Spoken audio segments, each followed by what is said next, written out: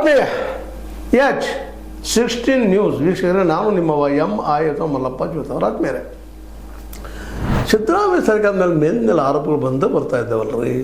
ಈಗ ಆರ್ಮಿ ತಿಮ್ಮಾಪುರ ಅವ್ರ ಮೇಲೂ ಆರೋಪ ಬಂದದ. 2,500 ಕೋಟಿ ರೂಪಾಯಿ ಹಗರಣ ಆಗಿದೆ ಅಂತೇಳಿ ಸನ್ನದ ಕೊಡುವಲೆ, ಲೈಸೆನ್ಸ್ ಕೊಡುವಲೆ, ಅಬಕಾರಿದು ಒಂದು ಅಂಗಡಿಗೆ 1.50 ಲಕ್ಷ, 1,50,00,000 ಬ್ರೈಬ್ ಲಂಚ ಕೇಳ್ತಾ ಇದ್ದಾರೆ, ಕೊಡ್ತಾರ ಅಂತೇಳಿ 2,500 ಕೋಟಿ ರೂಪಾಯಿ ಆಗಿದೆ ಅಂತೇಳಿ ಅಶೋಕ್ ಅವರು ಆರೋಪ ಮಾಡ್ತಾ ಇದ್ದಾರೆ.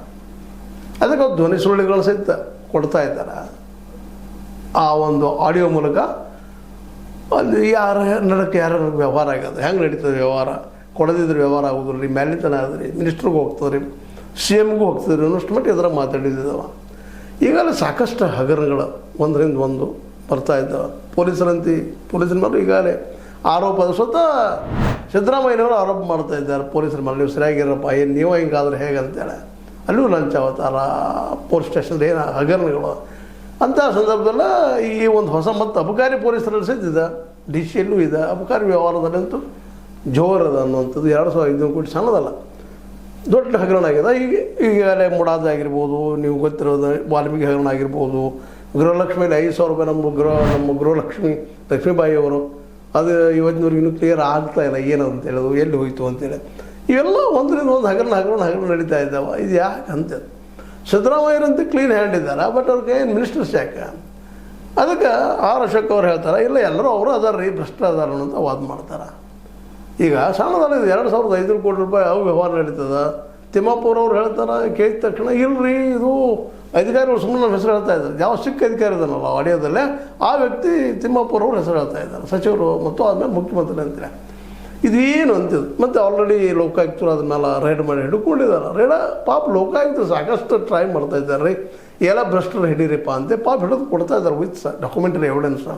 ಅದೇ ಸರ್ಕಾರ ಶಿಕ್ಷಣ ಕೊಡ್ತಾಯಿಲ್ಲ ಅಂದಾಗ ಮತ್ತೆ ಹೆಂಗೆ ಕೇಳ್ತಾರೆ ಅಧಿಕಾರಿಗಳು ಸ್ವತಃ ಹೇಳ್ತಾರೆ, ಇಲ್ಲರಿ ಮೇಲೆ ಸಚಿವರಿಗೆ ಬೇಕ್ರಿ, ಅವ್ರು ಕೇಳ್ತಾರೆ ಅವ್ರು ಹೇಳ್ತಾರೆ ಅಂತೇಳಿ ಅಂದಾಗ ಸುಮ್ಮನೆ ಸಿಕ್ಕಾಗಿ ಹಿಡಿತಾರೆ ಲೋಕಾಯುಕ್ತರು. ಅದಕ್ಕೇನು ಶಿಕ್ಷೆ ಎಲ್ಲ ಏನಿಲ್ಲ, ಮತ್ತದು 3 ಗುಂಪು ಮಾಡುವಂಥದ್ದು ನಾವು ನೋಡ್ತಾ ಇದ್ದೀವಿ. ಮತ್ತು ಈಗಾಗಲೇ ನೆಲೆಯಲ್ಲೇ ನಾವು ಸಾಕಷ್ಟು ಸಲ ಸರ್ಕಾರಕ್ಕೆ ಕೇಳಿದ್ವಿ, ಇಲ್ಲರಿ ಇದ್ರ ಮೇಲೆ ಎಲ್ಲ ನೀವು ಶ್ವೇತಪತ್ರ ಯಾಕೆ ಹೊಡಿಸೋದಿಲ್ಲ, ಲೋಕಾಯುಕ್ತದಲ್ಲಿ ಸಿಕ್ಕಂಥ ಕೇಸುಗಳು ಪಾಪ ಅವ್ರು ತಂದಿರ್ತಾರೆ ಪ್ರಯತ್ನ ಮಾಡಿ, ಅದ್ರದ್ದು ಅಟ್ಲೀಸ್ಟ್ ಅವ್ರು ಶಿಕ್ಷೆ ಆಗಬೇಕು ಬೇಡವೋ ಅಂದಾಗ ಸ್ವಲ್ಪ ಭಯ ಹೊಡ್ತದೆ. ಸ್ವತಂತ್ರವಾದ ಮೀಡಿಯಾಗೆ ಬೇಕಾಗಿರುವುದು ಸ್ವತಂತ್ರ ಧ್ವನಿ. ಆ ಸ್ವತಂತ್ರ ಧ್ವನಿ ಉಳಿಸಲು ನೀವು ಮಾಡಬೇಕಾದದ್ದು ಇಷ್ಟೇ. ಅದೇನಪ್ಪಾ ಅಂತಂದ್ರೆ ನಿಮ್ಮ ಕೈಲಾದಷ್ಟು ಸಹಾಯ ಈ ಚಾನಲ್ಗೆ ಮಾಡಿ ಹಾಗೂ ನಿಮ್ಮ ಧ್ವನಿಯನ್ನು ಕಾಪಾಡಿಕೊಳ್ಳಿ. ಈ ಒಂದು ಸಾರಾಯಿ ಮೇನ್ ಇದು ರಾಜ್ಯ ಸರ್ಕಾರದ ಏನಪ್ಪ, ಜನ ಹಾಳಾಗಿ ಹೋದ್ರೆ ಹೋಗ್ರಿ, ನಮಗೆ ಲೋಕ ಕಲ್ಯಾಣಕ್ಕೆ ದುಡ್ಡು ಬಂದು ಸಾಕಂತ ಲೋಕ ಕಲ್ಯಾಣ ಹೆಸರು ಹೇಳೋದು.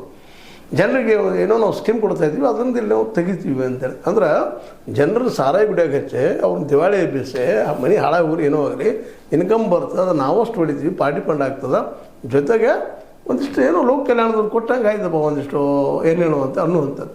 ಅದನ್ನು ಅನ್ನೋದು ಏನಪ್ಪ ಅಂದ್ರೆ, ವರ್ಷಕ್ಕೆ 50,000 60,000 ಕೋಟಿ ರೂಪಾಯಿ ನೀವು ಏನು ಮಾಡ್ತೀರಪ್ಪ ಅಂತಂದ್ರೆ ಈ ನಮ್ಮ ಯೋಜನೆ ಹಾಕ್ತಾಯಿದ್ರಿ, ಇಲ್ಲ ಅಂತಲ್ಲ.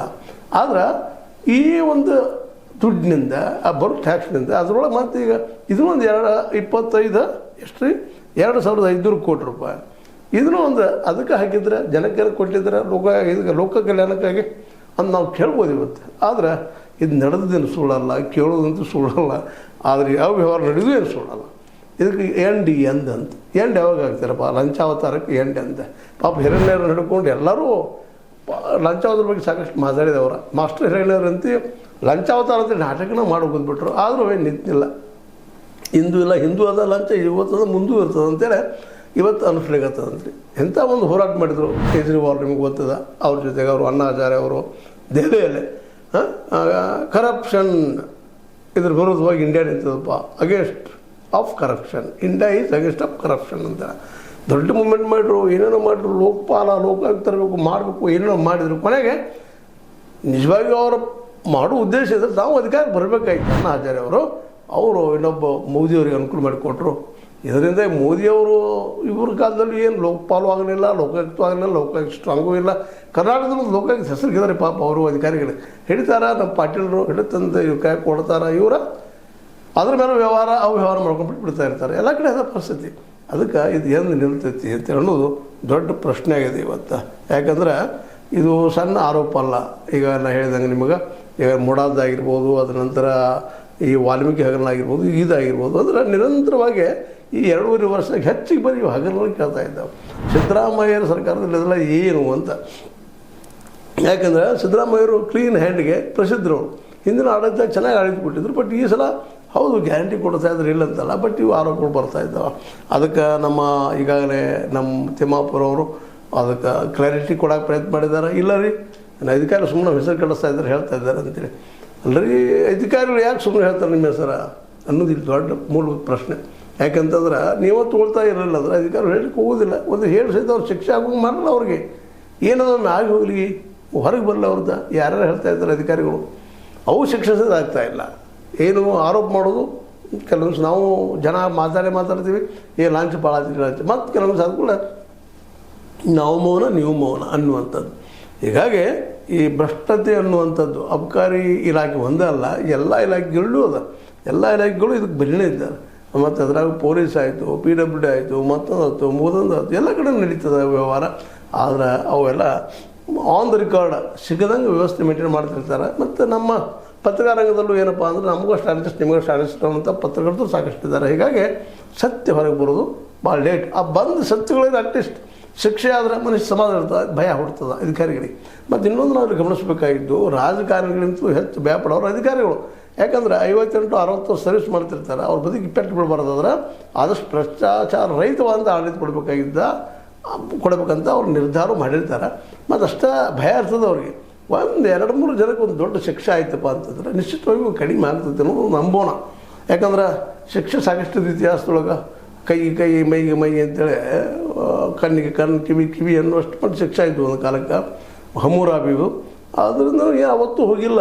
ಈ ಭ್ರಷ್ಟಾಚಾರ ಆಯಿತು, ಮತ್ತೇನಾಯಿತು, ಈ ಒಂದು ದೃಷ್ಟಿ ಇಟ್ಕೊಂಡು ವಿಚಾರ ಮಾಡಿದಾಗ ಇವತ್ತು ಹೋಗುದಿಲ್ಲೇನೋ, ಗಲ್ ಶಿಕ್ಷೆಗೆ ಕೊಟ್ಟರು ಸಹಿತ ಹೋಗುದಿಲ್ಲೇನೋ ಅಂತ ನಾವು ಅನ್ಬೋದು. ಬಟ್ ಭಯ ಬೇಕಲ್ರಿ ಇಲ್ಲಿ. ಯಾಕಂದ್ರೆ ಸಾರಾಯಿ ನಮ್ಮ ಜನರು ಹಾಳು ಮಾಡಿಸೋವಾಗ ನಾವು ಕುಡಿಸ್ತಾ ಇರ್ತೀವಿ, ಭಯ ಅದಕ್ಕಂದ್ರೆ ನಮಗೆ ಇನ್ಕಮ್ ಬರ್ತದೆ ಅಂತೇಳಿ. ಆದರೆ ಸಾರಾಯಿ ಕುಡಿಯುವಂಥ ಕುಟುಂಬಗಳು, ಸಾರಾಯಿಗೆ ಬೆನ್ನತ್ತಿದ್ದ ಗಂಡಸು ಆ ಮನೆತನ ಹಾಳು ಮಾಡಿದ್ದನ್ನು ನಾವು ಸಾಕಷ್ಟು ನೋಡ್ತಾ ಇದ್ವಿ. ಎಷ್ಟೋ ಹೆಣ್ಮಕ್ಳು ಸಣ್ಣ ವಯಸ್ಸಿನಲ್ಲಿ ವಿಧವೆಯರಾಗಿದ್ದನ್ನು ನಾವು ನೋಡ್ತಾ ಇದ್ವಿ. ಎಷ್ಟೋ ಮಕ್ಕಳು ವಿದ್ಯೆ ಇಲ್ಲದ ಹಾದಿ ಮೇಲೆ ಅಡ್ಡಾಡುವಂಥದ್ದು ನಾವು ನೋಡ್ತಾ ಇದ್ವಿ. ಎಲ್ಲ ಕಾರಣ ಸಾರಾಯಿ. ಇವರೆಲ್ಲ ಹೇಳ್ತಾರೆ, ಇಲ್ಲ ನಾವು ವಿದ್ಯೆ ಕೊಡ್ತೀವಿ, ಅದು ಕೊಡ್ತೀವಿ, ಇದು ಕೊಡ್ತೀವಿ. ಕೆಲವೊಂದು ಸ್ಕೀಮ್ಗಳು ಹಿಂಗದಾವ. ಆ ಪಾಪ ಜನಕ್ಕೆ ಹೋಗಿ ಮುಟ್ಟಿದ್ದು ಭಾಳ ಕಡಿಮೆ, ರೇರೆಸ್ಟ್ ಅಂತ ರೇರ್ ಇಂಥವಿದ್ದಾವೆ. ಇಂಥದ್ದಾಗ ಇದನ್ನು ನಾವು ಸಾರಾಯಿಗೆ ಮುಕ್ತವಾಗಿ ಓಪನ್ ಮಾರ್ಕೆಟ್ ಮಾಡೋದು ಸರಿನಾ ಅಂತೇಳಿ. ಅಂದರೆ ಅದು ಹೋಗ್ರಿ ಈಗ ಮಾಡ್ತಾ ಇದ್ದಾರೆ ಅಂದರೆ ಅದು ಪೂರ್ವ ಉಪಯೋಗ ಆಗೋದಿಲ್ಲ. ಈಗ SC ST ಎಷ್ಟೋ ಸ್ಕೀಮ್ಗಳು ಪಾಪ STಗಳಿಗೆ ಹೋಗಿ ಮುಟ್ತಾ ಇಲ್ಲ, STಗಳಿಗೆ ಹೋಗಿ ಮುಟ್ತಾ ಇಲ್ಲ ಅನ್ನೋದು ಸಾಕಷ್ಟು ಆರೋಪಗಳಿದ್ದಾವೆ. ಎಲ್ಲ ನೆರೆಗಟ್ಟಿನಲ್ಲ ನಮ್ಮ ತಿಮ್ಮಾಪುರ ಅವರ ಈ ಅಬಕಾರಿ ಇಲಾಖೆ ಇವತ್ತಂತೂ ಭ್ರಷ್ಟ ಅದ, ಹಿಂದೂ ಅದ, ಇವತ್ತು ಮುಂದೂ ಇರ್ತದೆ. ಯಾರಿದ್ರು ಅಂದರೆ ಕೈಯಿಂದ ಕೈಗೆ ದಾಟಕ್ಕೆ ಸಾಧ್ಯ ಇಲ್ಲ ಅನ್ನುವಷ್ಟು ಮಟ್ಟಿಗೆ ವ್ಯವಹಾರಗಳದಾವ, ಅವು ವ್ಯವಹಾರ ನಡೀತಾವೆ. ಹಾಗೆ ಉಳಿದ ಡಿಪಾರ್ಟ್ಮೆಂಟ್ದಲ್ಲೂ ಇದ್ದಾವೆ. ಈ ದಿಶೆಯಲ್ಲಿ ಸಿದ್ದರಾಮಯ್ಯನವರು ಒಂದಿಷ್ಟು ಇದಕ್ಕೆ ಪರಿಹಾರವನ್ನು ಹುಡುಕುವಂಥದ್ದು, ಇದು ನಿಲ್ಲಿಸೋದು ಪ್ರಯತ್ನ ಮಾಡಬೇಕಂತ ಎಲ್ಲರೂ ಅಂತಾರೆ. ಮಾಡೋರು ಯಾರು ಅಂತ, ಬೆಕ್ಕಿನ ಕೂರಳಿಗೆ ಗಂಟೆ ಕಟ್ಟುವವರು ಯಾರು ಅನ್ನೋಂಥ ಪ್ರಸಂಗ ಇವತ್ತು ಬಂದದ. ಇವತ್ತು ತಿಮ್ಮಾಪುರ ಅವರು ಅವ್ರ ಅಧಿಕಾರ ಹಿಡಿದಕ್ಕಾಗಿ ಆಡಿಯೋದೊಳಗೆ ಸ್ವಲ್ಪ ಅವ್ರ ಹೆಸರು ಬಂದದ. ಇಲ್ಲ ಎಲ್ಲ ಅಧಿಕಾರಿ ಮೇಲೆ ಅವ್ರ ಮೇಲೆ ಇವ್ರ ಮೇಲೆ ಹಾಕಿ ಗೋಳು ಗುಮ್ಮಟ ಮಾಡ್ಕೊಂಡಂಗೆ ಮಾಡಿ ಕಡೆಗೆ ಯಾರಿಗೂ ಗೊತ್ತಿಲ್ಲಪ್ಪ ಎನ್ನುವಂಥ ಒಂದು ಅವ್ಯವಹಾರ ನಡೆದು ಹೋಗ್ತಿತ್ತು.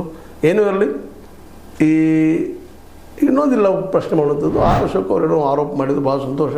ಆದರೆ ಅವ್ರು ಸರ್ಕಾರದರು ಒಂದೇಳಿ ಕರ್ನಾಟಕಕ್ಕೆ ಬಂದರೆ ಅಬಕಾರಿ ನಿಷೇಧ ಮಾಡ್ತದನ, ಸಾರಾಯಿ ನಿಷೇಧ ಮಾಡ್ತದನ, ಮತ್ತು ಹೋಗ್ರಿ ಕಡೆಗೆ ಅಟ್ಲೀಸ್ಟ್ ಸಿಕ್ಕವ್ರು ಶಿಕ್ಷೆ ಕೊಡ್ತದನ. ಎಷ್ಟು ಶಿಕ್ಷೆ ಇರೋರಿಗೆ ಕೊಟ್ಟದ ಆರೋಪಂದಿ ಮಾಡ್ತಾಯಿದ್ದಾರೆ. ಅಶೋಕ್ ಭಾಳ ಸಂತೋಷ ವಿಷಯ. ಹಂಗೆ ಮೋದಿಯವ್ರಿಗೆ ನಾವು ಕೇಳ್ತಾವ್ರದಿಷ್ಟೇ. ಮತ್ತು ಸಾರಾಯಿ ನಿಷೇಧ ಮಾಡಿರಿ ಪೂರ್ಣ ಪ್ರಮಾಣದಲ್ಲೇ, ಅದೇ ದೊಡ್ಡ ಉಪಕಾರ ಮಾಡಿದಂಗೆ ಇಡೀ ಮಾನವ ಜನಕ್ಕೆ. ಜೊತೆಗೆ ಹೆಣ್ಣು ಮಕ್ಕಳು ಹೋಟೆಲ್ ನಿಮಗೆ ಅಂತ ತಿಳ್ಕೊಂಬಿಟ್ಟಾರಂತ. ಯಾಕಂದರೆ ನೋವನ್ನು ಸಂಕಟವನ್ನು ಸಾರಾಯಿಂದ ಅನುಭವಿಸೋರು ಕುಡುಕರ ಮನೆ ಹೆಣ್ಮಕ್ಕಳು ಮತ್ತು ಮಕ್ಕಳು. ಇದ್ರ ಸಲುವಾಗಿ ಇನ್ನಷ್ಟು ಯೋಚನೆ ಮಾಡಲಿ. ಅದೇನೂ ಇರಲಿ, 2500 ಗೋಟಾಲ ಆಗಿದೆ ಅಂತ ಅಶೋಕ್ ಅವ್ರು ಹೇಳ್ತಾ ಇದ್ದಾರೆ. ಅದು ಪ್ರೂವ್ ಮಾಡಿ ಈಗ ಯೋಗಾಗಿತ್ತು, ಅದನ್ನು ಹೇಳಿದ್ದಾರೆ ಅವರು. ಆದಷ್ಟು ಈ ಮಾಡಿದ ಶಿಕ್ಷೆ ಕೊಡಿಸಂತ ಕೆಲಸ ಮಾಡಿದ್ರೆ ಅದೇ ಒಂದು ದೊಡ್ಡ ಸಾಧನೆ ಸಿದ್ದರಾಮಯ್ಯ ಇರೋದು ಅಂತ ಹೇಳ್ತಾ, ಇದು ನಿಮ್ಮ ಲೈಕ್ ಆಗಿರ್ಬೋದು, ಲೈಕ್ ಶೇರ್ ಮಾಡಿ, ಕಮೆಂಟ್ ಮಾಡಿ, ಜೊತೆ ಸಬ್ಸ್ಕ್ರೈಬ್ ನಿಲ್ಲಿಸ್ಬೋದು. 60 ನ್ಯೂಸ್ ಅರ್ಥ ಸತ್ಯದ ಕೈಗಳಲ್ಲಿ ವಂದನೆಗಳು.